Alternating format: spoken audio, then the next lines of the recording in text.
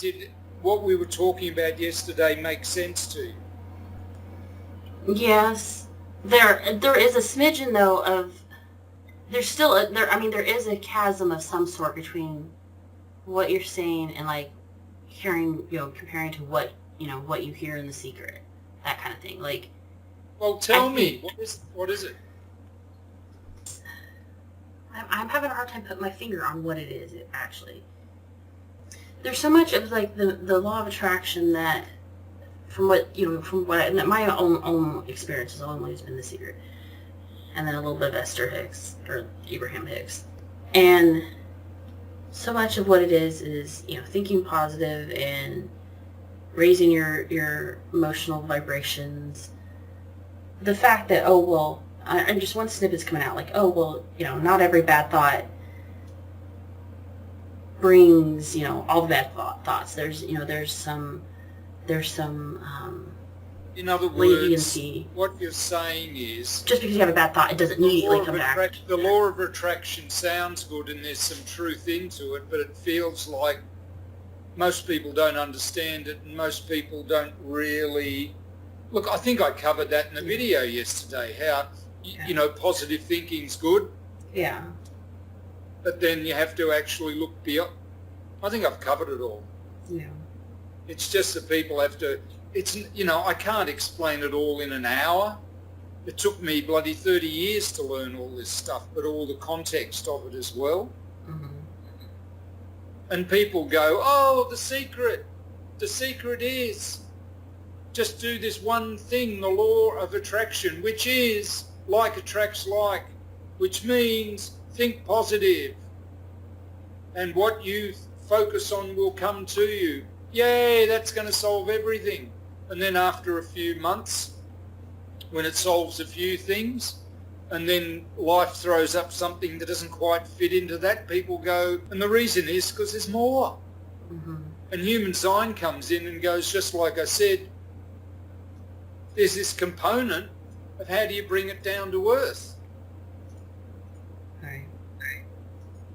So I can talk about it for an hour and everyone can go yum yum, but for a lot of people it's just going to bring up the things they don't understand and then they're going to want me to answer it for them because what they're looking for is someone to tell them what the truth is rather than to discover it for themselves. Mm-hmm. And the bottom line is what you're looking for is inside of you anyway. Mm-hmm. People go, yeah, but I've got to pay my bills. And so, like the whole, like I call it, so what is this scenario? I've always likened it to how I use the law of attraction to get a new car. Whenever I first was exposed to The Secret, I was listening to it, and the part about visualize yourself in a new car, and see your hands on the steering wheel, and that kind of thing. You know what? This is the discussion we should have had yesterday, where you actually jumped in and said what you thought about. Well, we could just go with this, and we can use recording clipping of it. So with my car, I visualized I had an Escort, Ford Escort. My aunt gave it to me, and I had it for 8 years. So when I was listening, first exposed to The Secret and listening to it. I don't know if I was actually listening to it, but anyhow, I got in a car accident. I had the right of way. Somebody stopped at a stop sign, didn't see me, and pulled out in front of me. Hit my car, totaled it. It was far more work to be done than that could repair it. It was so old anyway.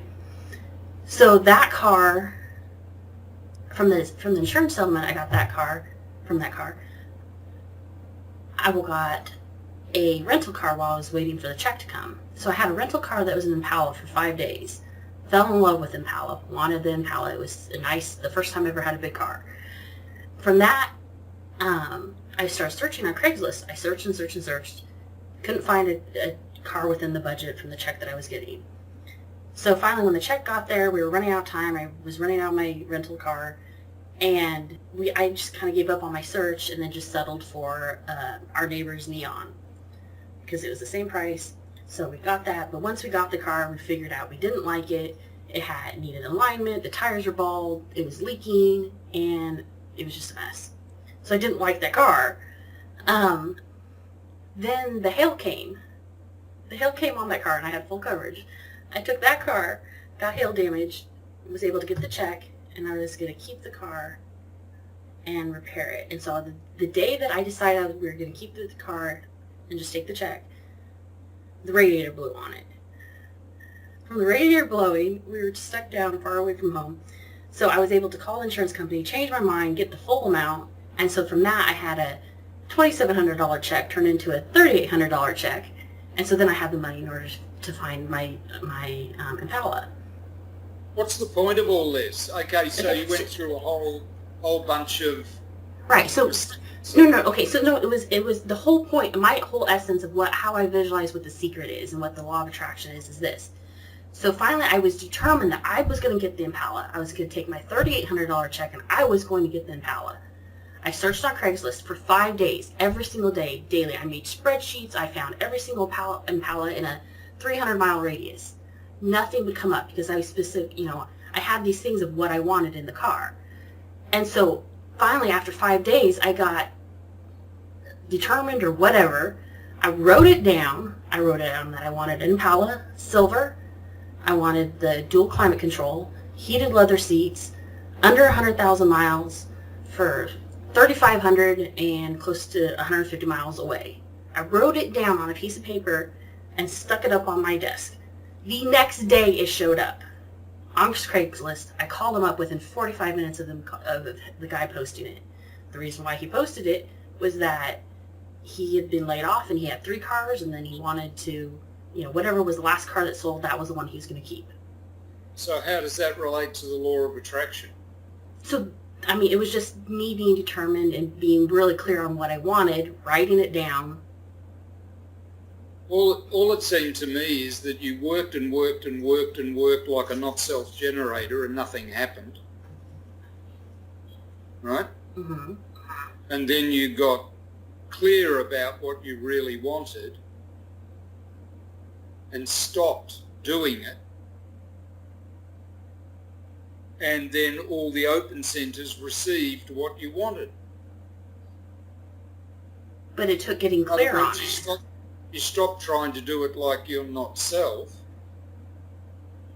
You hadn't been invited, but you did put out clearly what you want.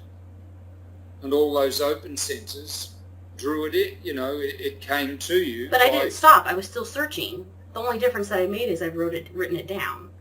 Yeah, so? So how is that not what the law of attraction is? That's... Well, what is the law of attraction? I don't know, whatever's in the secret. Well, you don't know the law of attraction, so, look, why I'm sounding so cynical about it or just annoyed about it or whatever is that people hear something with a great label on it, which isn't even, in my opinion, accurate because there is no written carved in stone law, and all the laws of science have basically been disproven and then rebooted again and then disproven and rebooted again. They're the theories of science, they're not the laws. And people talk about laws as though they're written in stone and cannot be broken. In other words, there's just so much mind stuff. That's the only way I can put it. So much theory and dogma behind all this, not based on anything really mechanical, or if it is, it's often taken out of context. And what you discovered is when you relax and have a clear focus in your mind, right? Something clicks. Not in every circumstance, but in this circumstance, what you want comes to you. Understand? Yeah. So when I look at it, it says, one of the keys to you getting what you want is to relax, stop running around frantically, get clear on what it is you really want, and that helps what you want coming to you in at least one circumstance. Mm-hmm. But the real thing was relaxing and not trying and not working so hard, and being clear really seems to work for you. Okay? Mm-hmm. They're really important realizations. Mm-hmm. But they're not the whole picture. But they're very, very important. Mm-hmm. When you stop running around in circles, working, and you relax, that makes a real difference. Right? Mm-hmm. Now just stay with that without trying to understand the whole theory of the universe. That makes a difference for you. We can understand why it makes a difference later, but it does. Mm-hmm. Right? Running around, pushing, working at it doesn't seem to work for you. Mm-hmm. And It does for other people. Just be scientific, be rational, just deal with the facts for a moment. Your experience is teaching you that running around in circles doesn't work for you. It does for some people. And relaxing does. And getting a clear picture does. And having an unclear picture doesn't.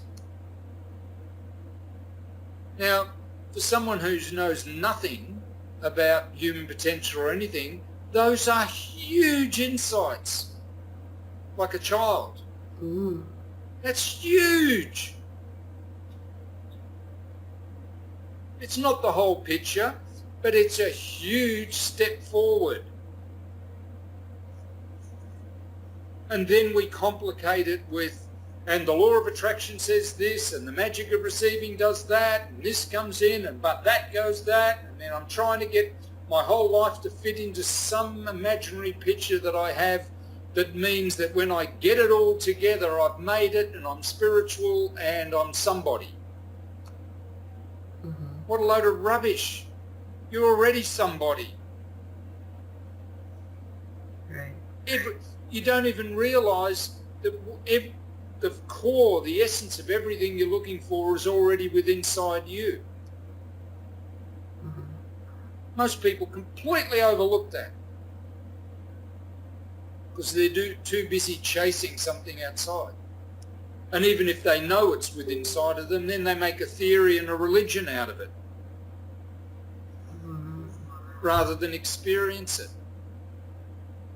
And then you overlook the fact that that experience you had that you described to me, so far as I've allowed you to tell it to me, two major insights are there.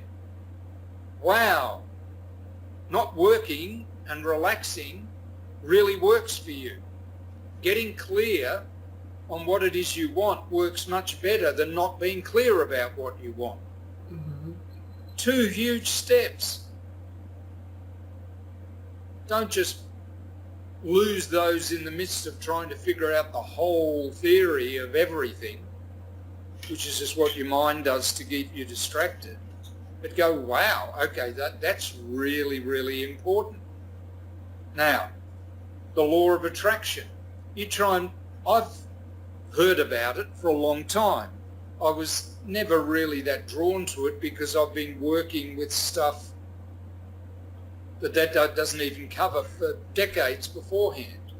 So maybe I was a bit patronising, maybe I was a little bit whatever, but I also sensed within it there's some truth in there, but a whole lot of dogmatic other stuff as well.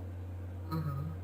And even if there wasn't in the original material, people make it into dogma. That's what people do. That's what I do. That's what we all do. We make things into dogmas and forget what was the real truth. And to me, the essence of the law of attraction is like attracts like, Mm-hmm. which is true in certain contexts. Right. Birds of a feather flock together. Okay? True. But In relationships. magnetic in relationships, it's not true. If you look at the genetics of breeding, we're definitely attracted to differences. Mm-hmm. We're sexually attracted to that which is different than us. Right. We might be forced to marry someone who's like us, but when we have affairs with people who aren't, Ooh. right? We get attracted. You know, you could be a beautiful woman with incredible body attracted to a great nerd or someone with a lot of money who's old. Mm-hmm. That happens all the time. Yeah. And it's not necessarily a bad thing or a good thing. Mm-hmm. Older women are attracted to younger men. You know, nice girls are attracted to bikers. Mm-hmm. I'm using extreme examples to make a point, Right. not to create an argument with anybody about gender or anything like that. In the area of gender, differences attract, genetics. Mm-hmm. In the area of magnetics, opposite poles attract, positive and negative poles attract. So that like attracts like operates within a certain context. But in other contexts, it's not the law at all. It's not the way things work at all. Mm-hmm. Those laws change and shift depending on the context. And so to understand the big picture, what I was talking about in that video was attraction and human design. Mm-hmm.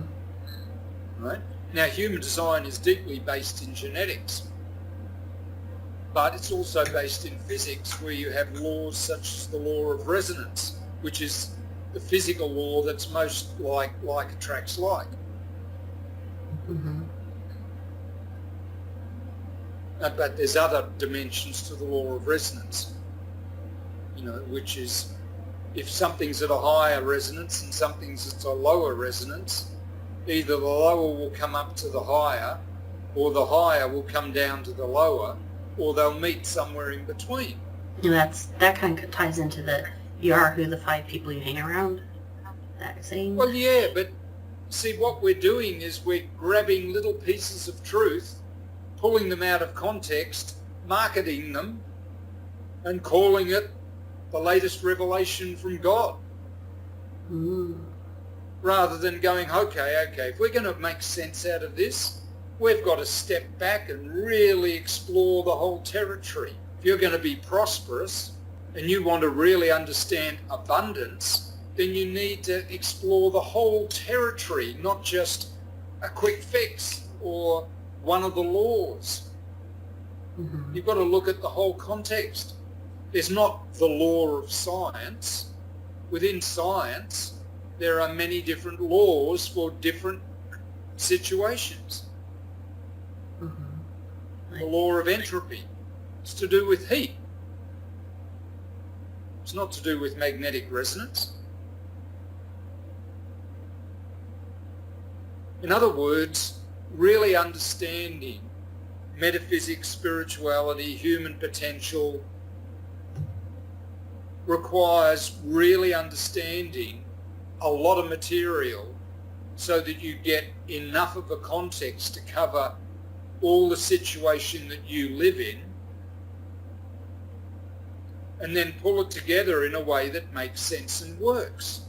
Mm-hmm. And when it comes to decision making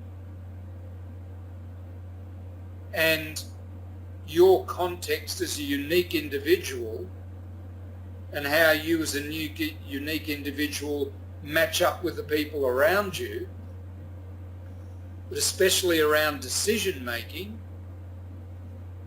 bingo, human design comes in.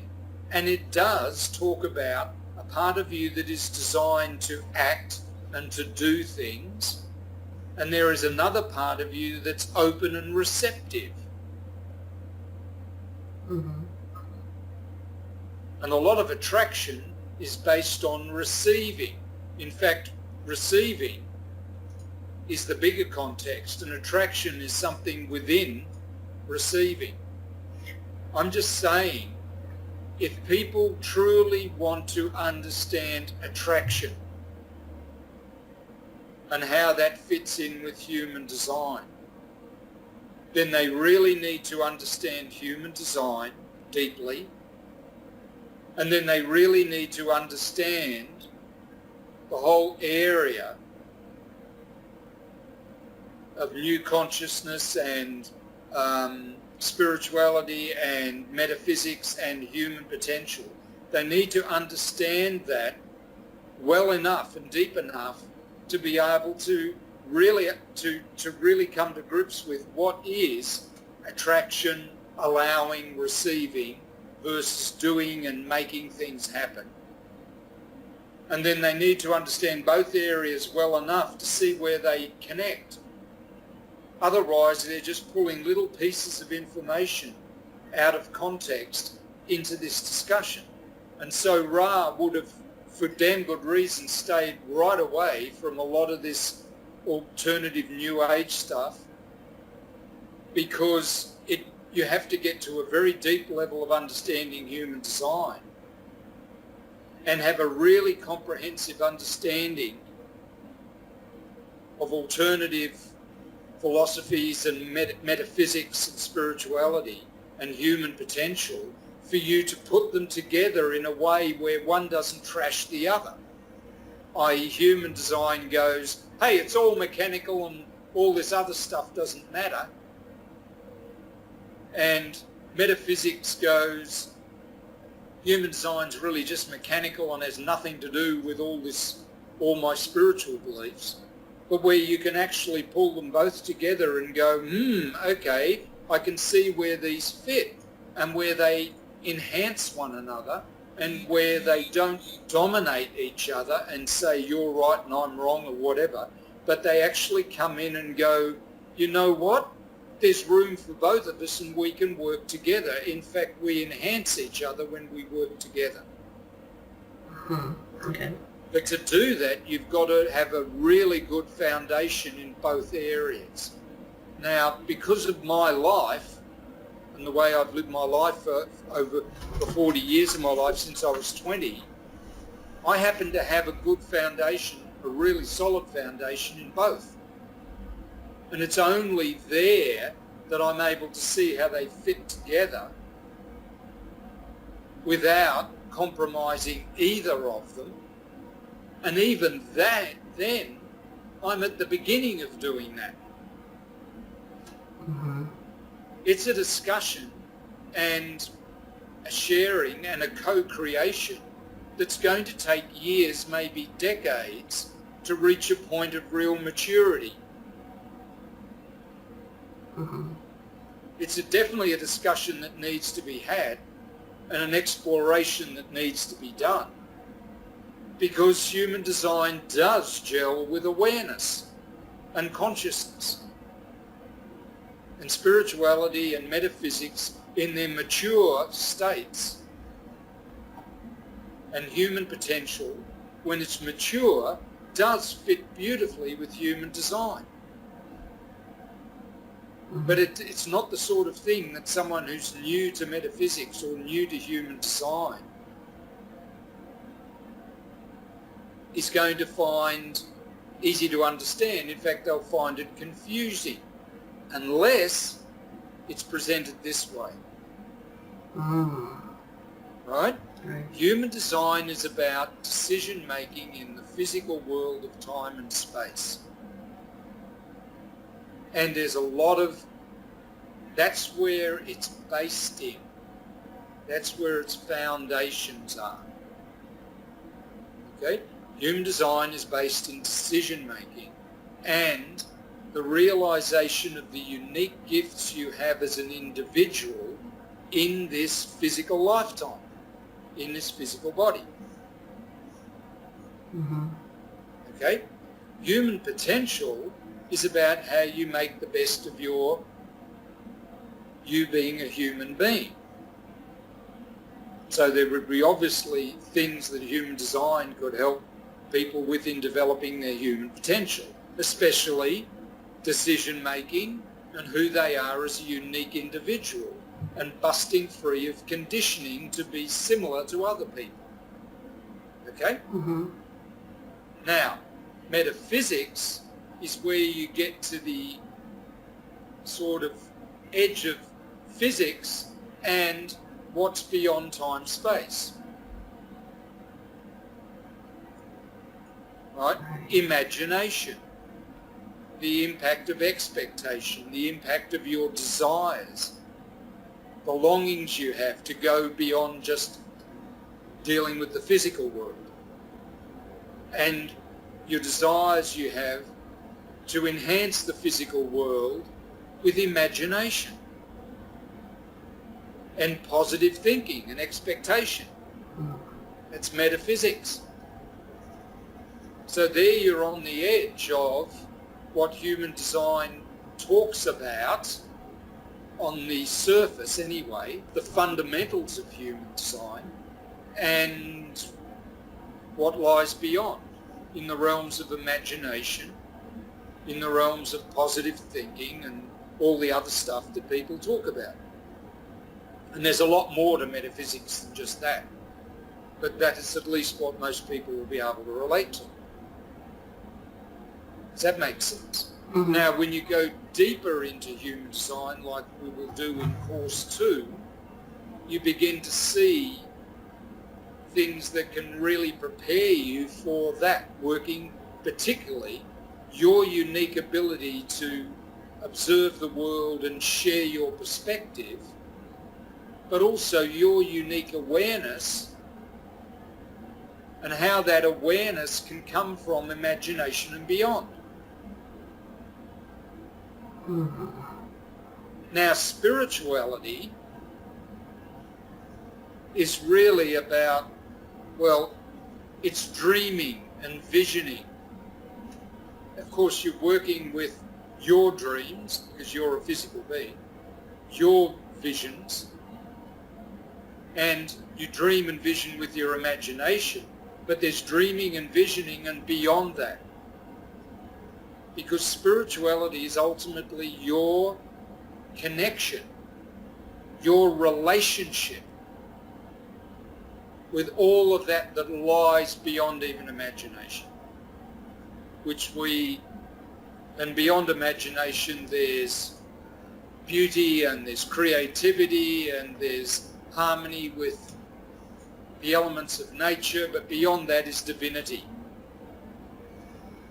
Oh, wow. That which is our relationship with whatever we are able to relate to as the divine. And trust me, there's tons of stuff, there's a lot out there. Mm-hmm. But it's not that, well, anyway, I won't go into that now. But your relationship, however you relate to that divine, is that definition of your spirituality. Hmm. And so then, Okay. for me, the spirituality is so convoluted with religion. Well, there's even beyond spirit. Yeah, of course, it is convoluted with religion. Because, at a certain point, someone came to the planet, and many points, people have come to the planet who have a rich and unique personal relationship with the divine, and they also have the gift of being able to share insight and assistance to other people in getting in touch with their intimate, unique relationship with the divine, called great teachers. And they've all said the same thing in their own unique way. Buddha was different to Muhammad, different to Christ, different to Krishna, different to whoever, Kabir. Mm-hmm. They're all different, but they all have the same message. What you're looking for is within you. Right? What you're looking for is within you. In other words, you need to find your inner authority, which is human design thing, but also beyond that, they're saying within you, you have a connection to the divine that's unique to you. That's your spirituality. Now, beyond spirituality, there's the fact that you're just alive. Most people have no real connection to that, in the sense that they're just in awe of the fact that they're alive. Occasionally you come across someone who's just in awe of the fact that they're alive, and they're poor or they're rich or they're talented or they're stupid, but people are just drawn to them. How come you're so happy? You're poor. I know, but I'm alive. And they know it. Not emotionally wound up. They just, people who've had near-death experiences of various other things come back and it's like, gee, every day is just a gift. Right. But you don't have to go to that extent. So there's this whole incredible richness of being alive, where we can discover how to work effectively in the physical world. And human design's great for that, because you make great decisions and you get to realise you're a unique individual. And then you've got human potential, which is you finding out your gifts and, learning to think positive and to work with your feelings and to create beliefs and develop attitudes from those beliefs and to make choices and make decisions.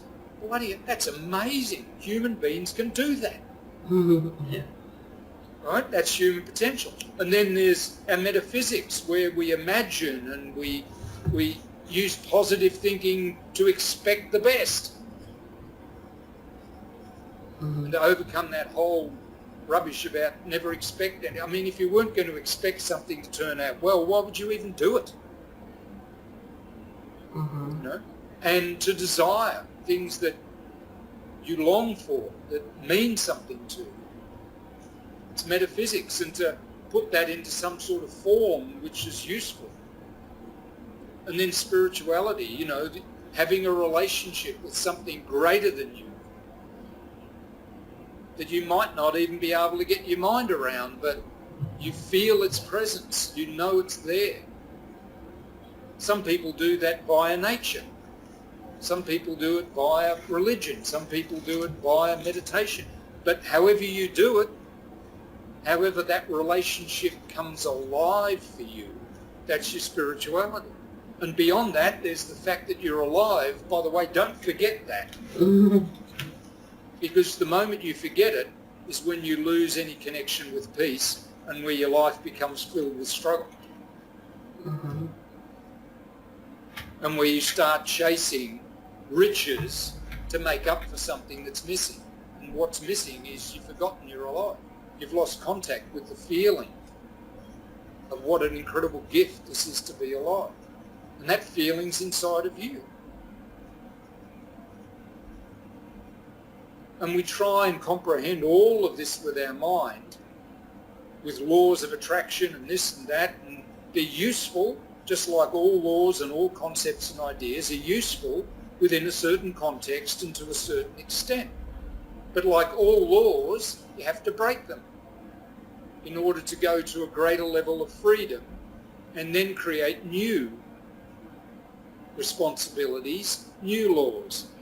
And the best laws are ones that are flexible and are able to evolve.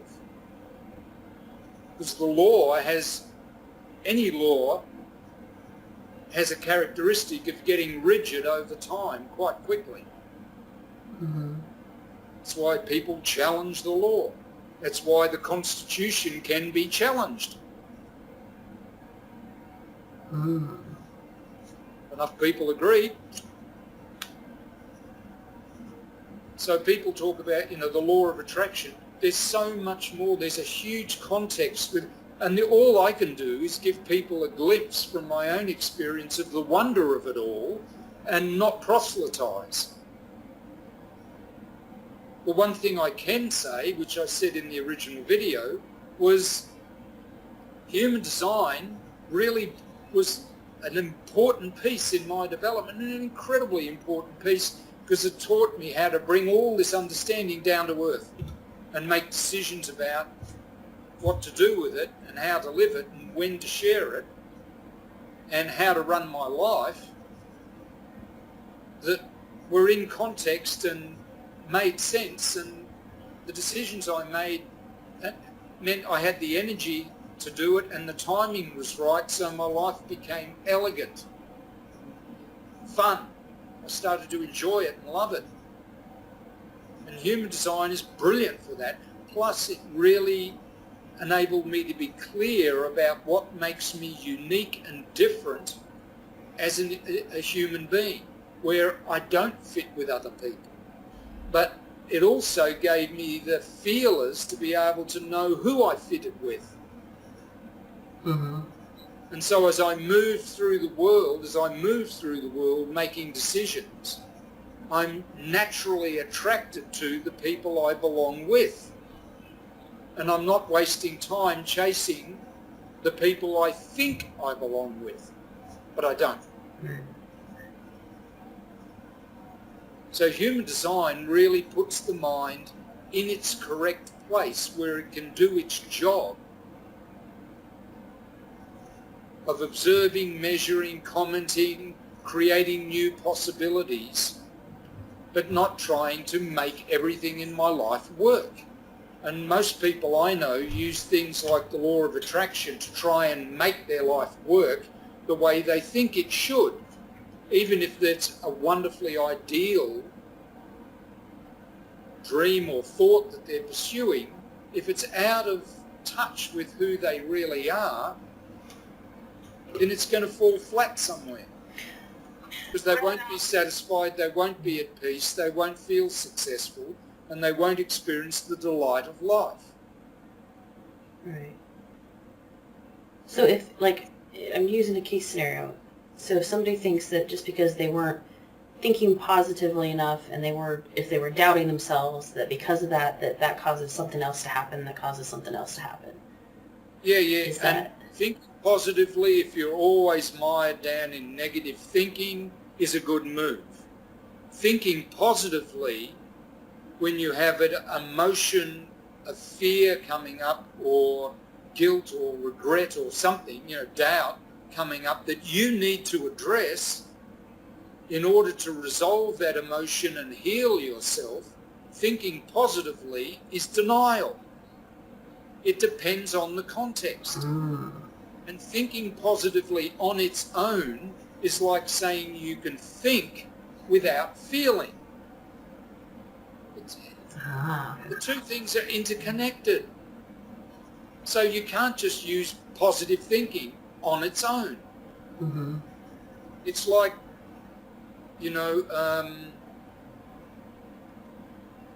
zinc is good for your health. Mm-hmm. Yeah, but if you just have zinc, you'll eventually get to a toxic amount of zinc. And if you're not having vitamin A, vitamin B, vitamins, minerals, particularly minerals, along with it, it's not going to do you any good. You've got to have the full spectrum. Mm-hmm. The way the world is changing and growing now demands that we expand our spectrum and we explore these things, but don't get locked into any one of them, including, in my case, human design. I'm not locked into human design. I love human design. It makes a huge difference in my life. It's brilliant for decision making and for understanding who I am as a unique individual. It's great for certain things like how I digest food, the environment I live in, understanding my unique awareness and perspective on life and how my mind operates. It's brilliant for that. Mm-hmm. But I don't sit down and meditate on human design, because there's a part of me that I can only connect through going within. Mm. And funnily enough, human design fits nicely with that because it doesn't contradict it. And in fact, it actually sets me up. But there's whole, I do a lot of imagination work, magical healing, whatever you want to call it. A lot of dreaming and visioning. Like Reiki kind of things? No, way beyond that. I've done Reiki decades ago. Well, I'm And still even it's understanding great. what that is. It's great for that sort of thing. But what I'm saying is there are whole dimensions of my life that human design has added value to by making me more grounded in my body and more clear about my decision making and more accepting of my unique individuality, but they've got really not much to do with human design. Look, eating healthy food doesn't have a lot to do with dreaming and visioning, but eating junk food can affect my ability to dream and vision because my body's sick. You see what I mean? Yeah. But I know people who eat really crappy food who are great visionaries. It's a contradiction, but their bodies aren't that healthy. You see what I mean? Yeah. It's just, and who knows, some people can eat junk food and their bodies can handle it and other people can't even look at it because their bodies are designed differently. We're unique. As we've talked with you, Karissa, you digest food better in sunlight. Now, that's 1 in 12 people at least. So most people, sunlight's irrelevant. And a lot of people will go, gee, you're such a woo-woo wuss, I can eat roadkill. Ew. But you could eat roadkill as long as it was in the sunlight. Oh, God. I'm stretching things to make a point. Yeah. Do you understand? Yeah. But this is just, there are simple human answers to these things. But we look for simplicity because we're scared of complexity, and complexity is what brings you back to simplicity at a profound level. Complexity is extremely useful and extremely important to everyone. Human beings are incredibly complex. But if you want to know the profound simplicity about the complexity of human beings, we are designed for one thing, to love. Right? Yeah. And to find what we're looking for within inside us. And yet the complexity of possibilities of human beings is incredible and really needs the complexity of human design, metaphysics, spirituality, human potential, the beauty of life. The complexity of life is incredible, and do you realise what a gift it is just to be alive? Simple. Do you realise the profound nature and power of love? Simple. Do you realise that what you're looking for is within you? Simple. But it seems But too to get simple. it's so simple that without the complexity, we can't appreciate it. And so the thing is not to get lost in complexity, but to be willing to go through the journey of discovering the incredible complexity and wonder of beauty and life and who you are as a human being. And that brings you to a rich and deep understanding of those simple truths, which don't go away. But you don't realise them by going, oh, it's all good. It's all about love. We're all in this together. Yeah, but we're all different too. It's like, and how's that going to work? And, well, eventually through working with that, you come to, my God, everything that I've been looking for externally which is wonderful to have an experience if you've got it. But what I was looking for in all those things is inside of me. It always has been. I don't need $1 billion to prove that I'm rich. I'm rich beyond my wildest dreams. Look, I've got a human life. This whole universe exists for me. This whole universe exists for me so that I can exist. Yeah, I mean, you can't buy that. And enjoying having $1 billion would be great, but if I don't, look, doesn't really, I mean, that's insignificant compared to the fact the whole universe is existing so that I exist within it and I exist within this whole universe. I mean, people read that differently even when I say it. What I'm saying is you could not exist unless this whole universe was here. Wow. And unless you could breathe, this whole having $1 billion wouldn't mean a thing to you unless you could breathe. How important is breathing? Do we actually ever stop and just pause to enjoy the wonder of that? Oh yeah, we often do. It's called meditation, and we sit there in our minds trying to conquer it.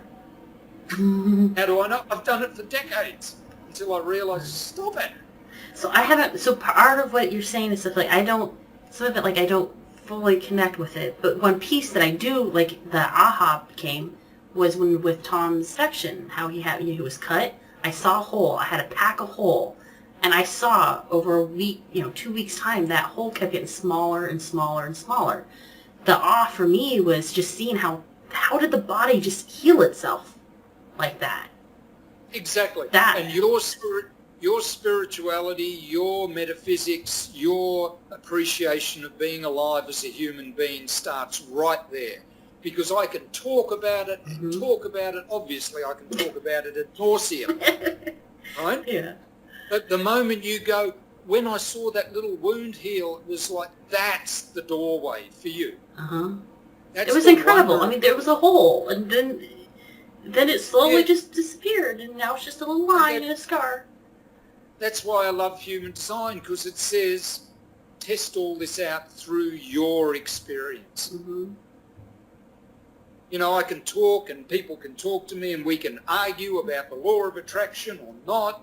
We can believe in it, not believe in it. We can be different religions. We can come from different cultures. We can come from different planets, different genders. Or we can just start with, wow, I'm alive. Let's discover the doorway to the wonder of it. And the beauty about human design is it asks you to make decisions with something other than your mind. Test it. See how it works.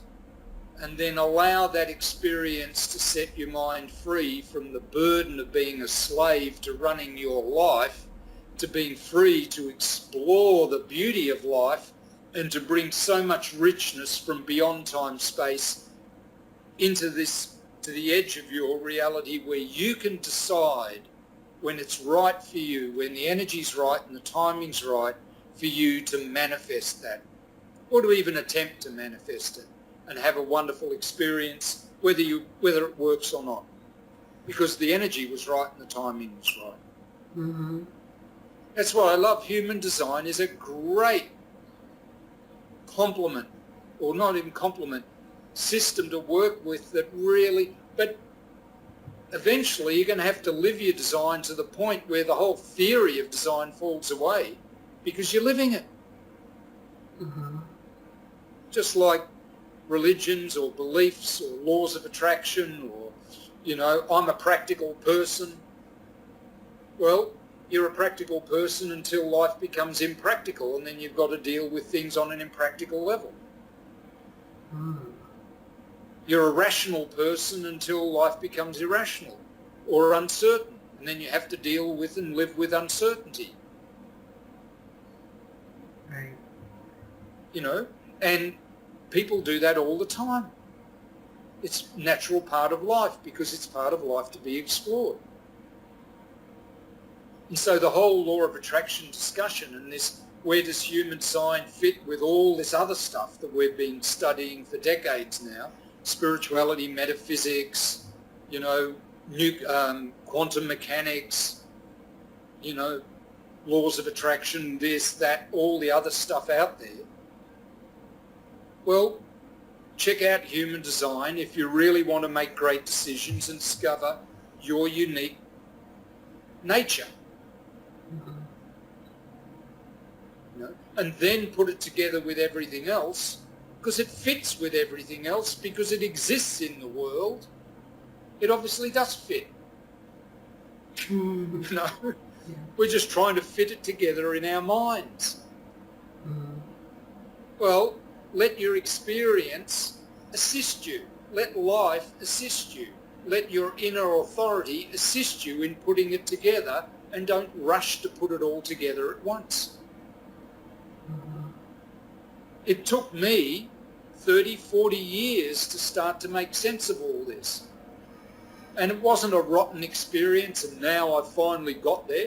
No, it was a wonderful experience with its challenges and its crazy mistakes all the way. But now more and more and more it's fitting together, and it hasn't fit together in a solid package. It's fitting together in a flexible, fluid package that's able to grow and expand as my life grows and changes, as the world grows and changes. And wherever it becomes inflexible, well, it's important to have some boundaries somewhere, but at a certain point those boundaries have to go back to being flexible so better boundaries can be discovered and created. And that's just part of being alive. And that's why I say it's not about conquering. The new age that's the old age in drag, that's the old age dressed up, is a new age that's about conquering. Whenever you're trying to get on top of it all, to make $1 million, then I've conquered it. The moment it's conquering, you're back in the old paradigm. It's a journey of discovery. Wow, how am I going to make $1 million? Oh my God. A year or two later, or 5 years, or 20 years later, I've made $1 million. Now I've discovered how I could make $1 million. Now, what am I going? Next discovery is, what am I going to do with it? I should have been exploring that on the way to getting it. In fact, that's part of what you do on the way to getting it. It's a journey of discovery. Every day is a fresh day, a brand new day. That's what humility is. And every day you go, I don't know. And what can I discover today? I know what I know, but I'm never going to express what I know the same way again.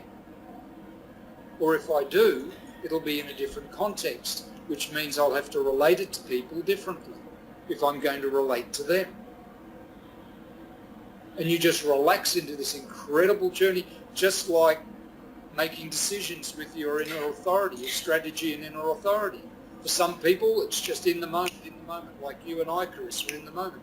For 50% of the population, it's relax, take it easy, until let emotional clarity come to you over time. Human design is beautiful because it tells you how you're designed to be human, and that fits with living a human life, which we're all living. No matter how spiritual we are, we're still living a human life. So it brings our spirituality into the context of our physical life. Human design really helps with that. Right. So wait a minute, touch on a little bit on the struggle. Like your example was, making $1 million. There's so many people within there that are in the struggle, and it's so hard to see. Like, I'm not looking for $1 million. I just want to get out of the struggle. It's so hard to see beyond the struggle. Yeah, and I'll tell you why. Human design really addresses that, and many other things do as well. But human design addresses it in the most basic, down-to-earth manner. You're struggling because you're trying to figure all this out and make decisions with your mind. And we've outgrown that. And the world's far too complex for the mind to be able to keep up with it. Right. But it's so it just to relax and, okay, not worry about where money's going to come from. Like, Sorry to interrupt you, Chris, because this is a really important question, and thank you for it. There is something within us. That's why every great teacher throughout all history has said, what you're looking for is within you. There is a place within you that answers every question. When you spend time swimming in that ocean, every question gets answered. On the other hand, we do have questions that our mind has, and it likes on the journey of discovery to find new answers. mm-hmm. And that happens in the ocean of answers as well. But I just want to point out that the questions will keep coming and coming and coming and coming. So the balance, particularly for a projector, is to know when you've done enough for today. Mm-hmm. To know when enough is enough. Same thing with a manifester, to know when enough is enough. And even for a generator, to know when, okay, I'm tired, I need to have a rest. Because we'll work on answering these questions for hours. Mm-hmm. But to realise that answering questions is part of it, and it's important. But there comes a point where you just need to sit in the answer. You had that experience we talked about earlier, Mm-hmm. and then you came up with, positive thinking really helps. And relaxing really helps. And getting clear on what I wanted really helps. Wow, why don't you just sit with those 3 answers for a few weeks or months? Because there's so much to discover just there. Oh my God, when I relax and I don't work so hard. Mm-hmm. Oh, when I get clear on what I want. Oh, that really helps.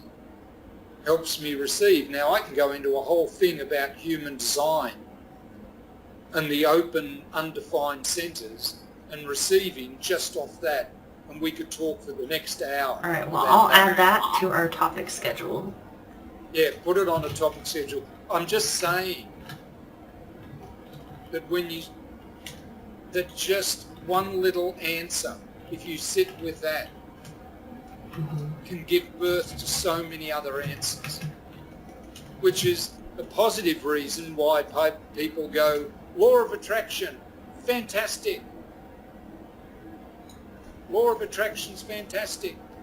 And if they sit with that answer for a period of time, many more answers will come. But then it brings new questions, which means it's time to move into new territory. Mm-hmm. Just the simplicity of working with questions and answers. You've got to know when you find an answer, when to sit with it and give it time and attention and be intimate with it and love it and allow it to share more and more and more and more of its truth.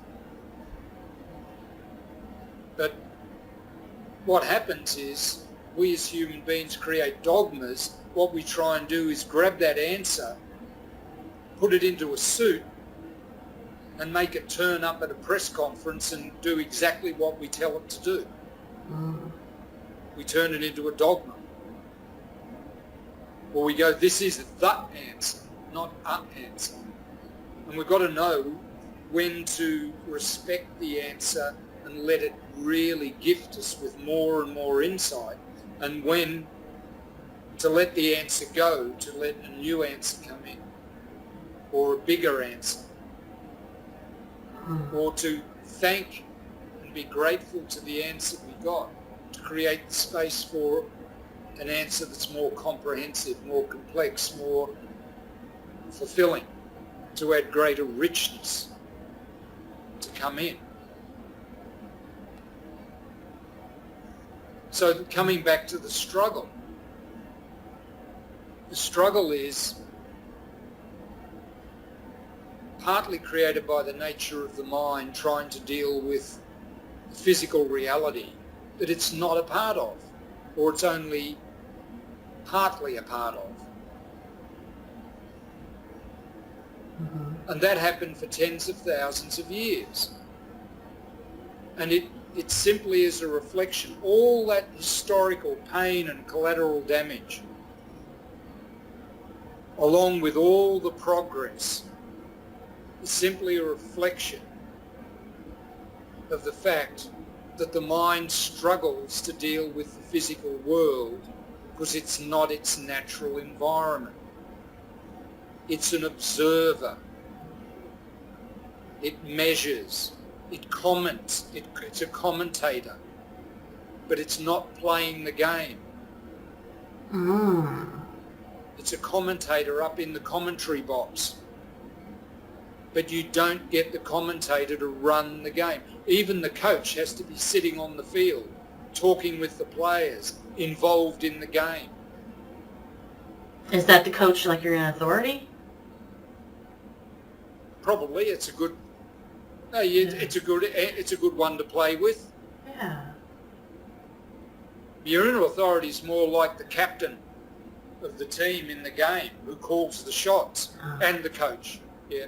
But you've got to be involved in your inner authority is more like the captain of the team on the field and the coach who's on the field but not playing in the actual game. But he has to be on the field normally. Some of them are up in coaching boxes, but you see when it comes to quarter time and half time, they come out of the coaching box onto the field. Mm-hmm. The commentators can't do that. The spectators can't do that. Interesting. Okay, that's a good visual. Yeah. Yeah, so when it comes to struggle, all of that is a reflection of the mind struggling to cope with a reality that it's not really fully qualified to participate in fully. It's meant to participate as an observer. Look, the people watching the match, the commentators are all part of the match, but they're not playing the game. So they're not qualified to really call the shots on what happens on the field, even though they yell and scream and vent their opinion. They're not in the game. And the mind's being, if you got any one of those commentators or any one of those spectators and said, okay, you are now in charge of this team for the rest of the season. Yeah, they'd be in trouble. What do you think the end result would be? Not good. Not good. Now, you might get a different point of view. You might have a lot of great learning experiences and make some progress. But there's going to be a lot of mistakes and a lot of disasters along the way, right? Mm-hmm. It could be just a flat-out disaster. Right. Because they won't have the endurance to do it, because there's a lot of work happens between the games. There's a lot of personal relationships that go on. So the struggle in the world is because our mind is being forced to do something that it's not designed to do, take on a burden. Now, did the mind learn a lot? Would a spectator who had to coach a team for a year learn a lot about the game? Hell yeah. Mm-hmm. They'd have some really big learning experiences. At the end of that year, they'd be a much more informed spectator, wouldn't they? Yep. Okay, that's what happened to the mind over the last tens of thousands of years. Mm-hmm. It became a much more informed spectator. Mm-hmm. It's got a lot of great theories, a lot of good insights, but really that spectator, that commentator needs to go back to their studio or to their job where they're the expert and then do their thing. Mm-hmm. And let the players on the field and the coach and the captain make the decisions. Yeah. That's what inner authority is.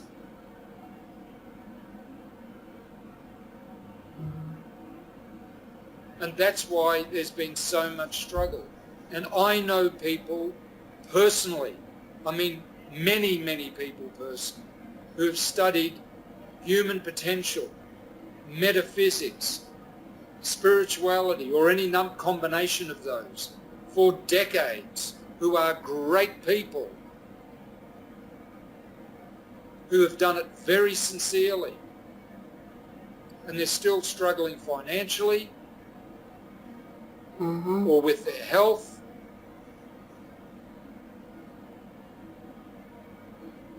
Many of them. I know many who are also really fulfilled. People who found what's right for them. But there are many, many, many out there who are still struggling with it no matter how much they know. And the amount of metaphysics and spirituality that you know, Karissa, at this point in your life, at age 32, is a million times more than a person born 100 years ago or 200 years ago or 1,000 years ago. Wow. You have far more knowledge, far more answers, far more laws and theories, far more access to information via the internet and Google and TV and everything else. Incredibly powerful imagination because of all the movies you've watched and all the things you've learned, and just because of evolution. And still we're struggling because we haven't integrated all of that with living in our physical body as a human being. We haven't found the two most important things: how to live as a human being, and number one actually, the answer lies within us. Yeah, we know the theory, but we need to find how we connect to that.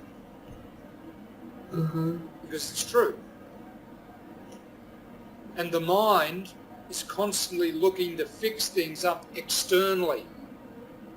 External validation. Yeah, because it thinks that's where the problem is. And a lot of the problems are created because the mind isn't even, we're not educated consciously how to have relationships with our mind, with our subconscious, with our unconscious, with our higher self, with all the other dimensions of who we are, our soul, our spirit. Some people don't believe in that, some people do, but, we need to learn how to relate to all of that. But it still boils down to, and many people have done decades of work of doing that. And people have been trying to do that for centuries and thousands of years. But it still comes down to, how do you apply that in your physical life now while you're alive as a human being? Which is why I love human design, because that's what it does. Now, it's not the only answer out there at all, but when it comes to decision making and understanding your unique character as an individual and giving the space to other people to live as unique individuals rather than demanding they believe in your beliefs. I believe in the law of attraction. No, it's just people have all different.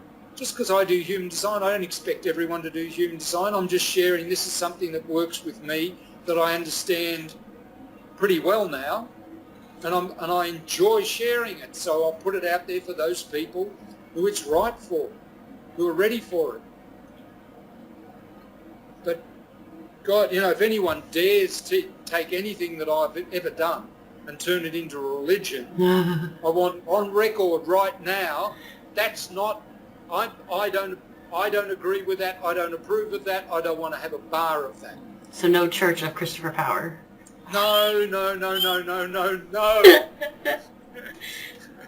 Or anything like that. No Church of Human Design either. Human design is too beautiful to put in a box. And we haven't even unwrapped it yet fully. We have no idea what. I'm just beginning to scratch the surface of what's possible through living. I'm excited to see whenever growing from the children, to be able to see when a children grows up their entire life knowing this, how different that person's life will be, and to be able for them to raise their children like that. And when you bring into it as well positive thinking and healthy eating and living in a harmony with the environment and treating people of different religions and beliefs with respect, and at the same time still having strong boundaries, yeah, that's good. you know, and strong opinions and being willing to stand for what you're truly designed to stand for. You know, you see the whole of American politics polarized. And it's like, what the hell? Of course you need strong boundaries and you need to work together. You need common sense and you need vision. Why is everyone fighting over this? It's because their minds are coming from different points of view. They're turning it into a struggle.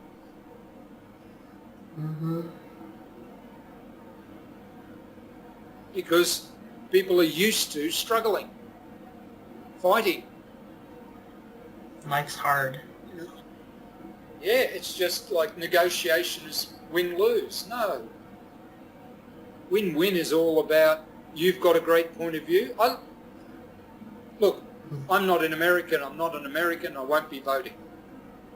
But I listen to all the candidates. Right? And each of them has a point, and each of them has character differences. Some of them are more motivated by really helping people and others aren't, from what I can tell, for what I know about them. But does that mean the followers of one are bad and the followers of others are good? No. How do you have common sense and put it together with vision and taking care of people? And how do you put that all? Well, you don't do it with your mind, with theories.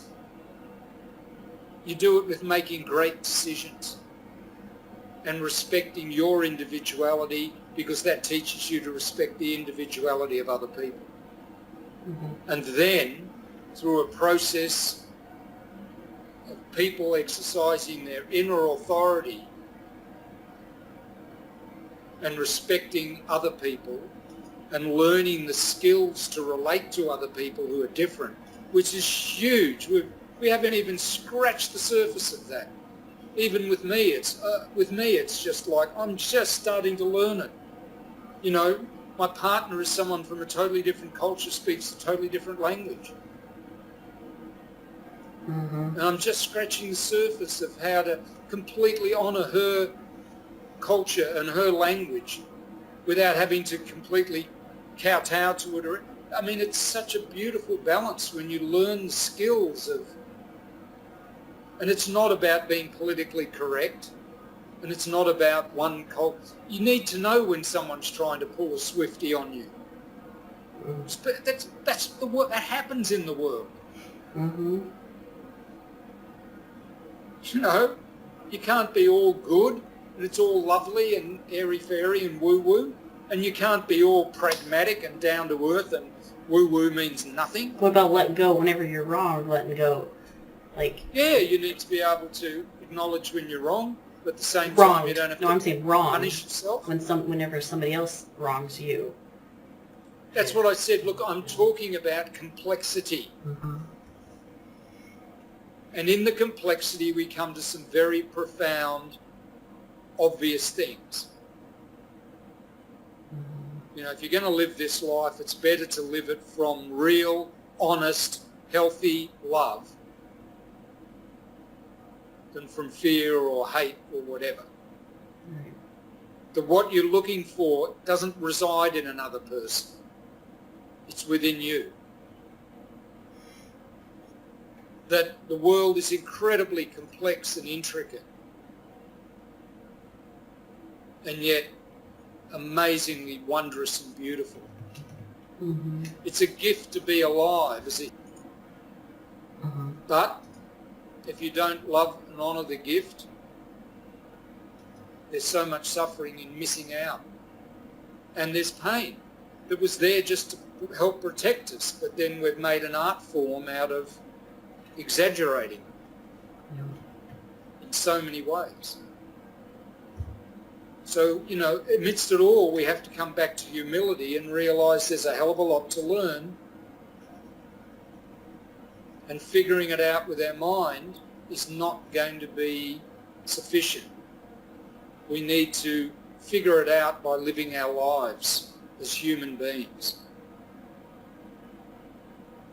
We need to allow our life to be our greatest teacher and the people in it. And don't make a theory of, everyone's my teacher. God, it's like, it all boils down to two things. Fundamental focus that everyone has in life. Number one, to learn to enjoy life.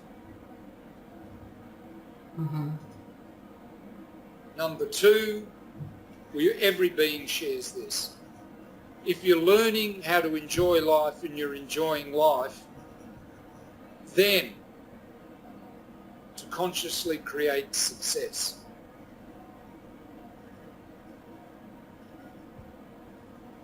Not through dogma, through being conscious, and then create success through allowing it, through maybe doing things that you enjoy. If you really focus on how do I enjoy life as it is, and then add more to it, add more value to it. How can I find the beauty in life and enjoy life? Where do I start? The beautiful thing about human design is it says, well, start with making good decisions, because you'll enjoy those, and start by discovering that you matter. You're unique. No one else can do what you're here to do. Mm-hmm. You're an individual. Well, that's what I like. Well, that's a practical place to start. Now, there are many other things. You can slow down and chew your food more slowly so you can enjoy the taste. Yeah. You can lie down and have a sleep every 24 hours. That'll help you enjoy life. Go get a massage. That'll help you enjoy life. Yes. Go for a swim. Don't worry about things too much. But if you're uncertain, work with uncertainty. Learn to enjoy it. If you're scared, listen to your body. Get out of the way. Don't do it. And if you feel pressure? But then you can, if you're under pressure, okay, remove yourself from the pressure. Unless you're the type of person who responds to pressure in a really positive way. Because there's healthy pressure and unhealthy pressure. There's healthy fear and unhealthy fear. I told you, it's complex. Yes. All right. No one invented the internet. And having everything on the internet doesn't solve anything. It just gives you access to the information. It gives you information overload. Yeah, and then making decisions with your strategy and your inner authority helps you get rid of the overload and figure out what to do next. Yep. That's why I love human design, because you can relax in your body. If you're a generator, you don't even have to decide anything until something engages you, no matter what's going on TV, no matter what's going on the internet. Donald Trump's being elected. Hillary Clinton's being elected. Oh no, what am I going to do? Well, has anyone knocked on your door and said, we want to increase your taxes by 10%? No? Well, relax. Just let them do their job and, Oh no, I'm going to go and blow up the parliament. Why? Oh, because some mullah came and told me I should. No. It's like, well, you've got a decision to make whether to listen to the mullah or not. The what? Oh, that's like a priest. Oh, okay. Like a Christian priest. I thought you kept saying molar. I'm like, I don't understand. No, okay, say the priest came, or my friend came, or the CIA came, or something like that, you know, it's like... Right. I mean, it's just like, look, I mean, it gets to a point where these endless conversations with endless questions, you just start laughing about it because all you can do is really enjoy your life. Mm-hmm. And then let life bring to you. You know, human design is beautiful like that. It says to the mind, look, you're a passenger in a vehicle. Sit back and enjoy the ride. Mm-hmm. Let your body do its thing. Yeah. Right? Mm-hmm. But then what they haven't said is that passenger has access in the back of the car to the internet. This is just, right? They've got access to 1 million possibilities. Uh-huh. The vehicle is your body. The driver is this inner authority, or this, what they call in human design, the magnetic monopole. You know, the core of who you are, inside of you, your life. Mm-hmm. That's driving it.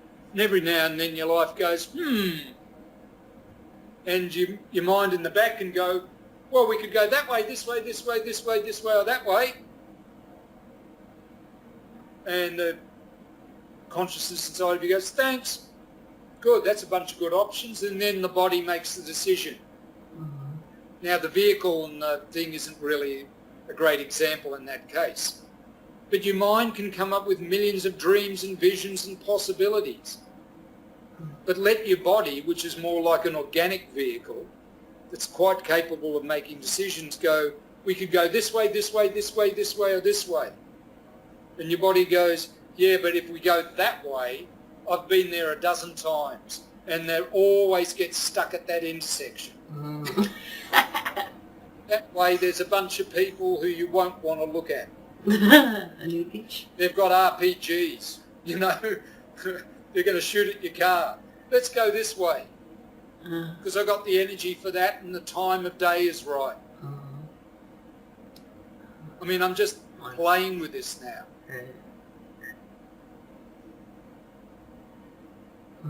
And that's what it's worth. You know, you need to play with it, but in the field of living your real life, this is where it becomes not only fun to do, but the rubber hits the road and it becomes very real. It makes a real difference. I mean, it's interesting listening to you and I talk about this. Mm-hmm. And it may be entertaining or distracting, but the real purpose of it is this inspiration, these ideas, these possibilities give you the freedom and the relaxation. So when it comes to making a decision, you relax and trust your inner authority, not your mind. Mm-hmm.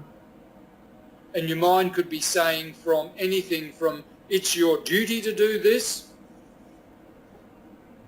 you should do this, or it could be going, oh, it's all good. Mm-hmm. And your inner authority is going to be saying, this is what you've got the energy for, this is what the timing's right. Right. What are you going to listen to? All those theories and ideas and philosophies, or someone who's in contact with what's happening on the ground, who's part of the situation, who knows what the deal is, and is going to make a decision in your best interests. Mm-hmm. Because that's what it really comes down to. You're going to listen to a bunch of ideas and philosophies, maybe a bunch of experience that you've picked up from other people, or listen to someone who's got their feet on the ground in the middle of the situation. Mm-hmm. I've seen people in the middle of crisis situations not make decisions because they're running on protocols, on theories, Yeah. where people's lives have been lost because these people were trying to do it by the book. Right, yeah, I've seen that in just TV shows and stuff, like the doctor TV shows. Yes. Like they can't do this because that's against the rules. Yeah, Yeah. you want to live your life like that? and have disasters come out of it. Look what happened in Benghazi, if you know anything about that, with the Libyan crisis. Just, do you want to live like that, or do you want to make... Sometimes you pull off a great thing because it just happened to be synchronous. Other times it's a complete mess and people's lives get lost because people are listening to theory, being politically correct, doing it by the book. And of course there are consequences when you go against that. But occasionally your inner authority is going, now. All right, well, my inner authority in my bio break is saying now, so I think we need to wrap this up. So thank you, everyone, for listening to us have a heart-to-heart conversation. I thought it was quite delightful. Good. So see you later. Me too. All right. I enjoyed it very much, and thanks, Karissa, for asking those questions. It's, because this is real nitty-gritty stuff for people. I'm seriously, I just want to add this to it. I'm not doing this just to trumpet my own trumpet or horn, blow my own horn. I do speak a lot, but it's not because I love the sound of my own voice, honestly. It's because I've put 40 years, well, actually 67 years, my whole life, but, 40 years of really working with this stuff in depth in. Now, I'm not the expert, but I've got a lot of experience. And when I see other people stuck and confused or struggling with this, or, a lot of sincere people doing what they think is right, I really respect that effort they're making and their unique perspective. But one of the things that human design brings up is a thing called outer authority, which is your unique perspective and awareness about the world. And outer authority is something we need to share when it's appropriate. In my case, in response. Not talking over other people who are trying to share their perspective, as many, many people do on television debates and stuff like that, but in response to share what I've understood, because I have the authority to share my perspective. And I do that in the hope that it'll enrich your perspective. It'll maybe bring some clarity to your uncertainty or doubt or concerns, answer some questions, but also because it's why I'm here. It's what I do. It's what comes naturally to me. And in that process, hopefully it will improve your life and add value to your life. So that's why we do this, in the hope that it will enrich the conversation, add value to your life, and bring more enjoyment and success to your world and to the world. So thank you, everybody. Goodbye, everyone. Take care. Take care.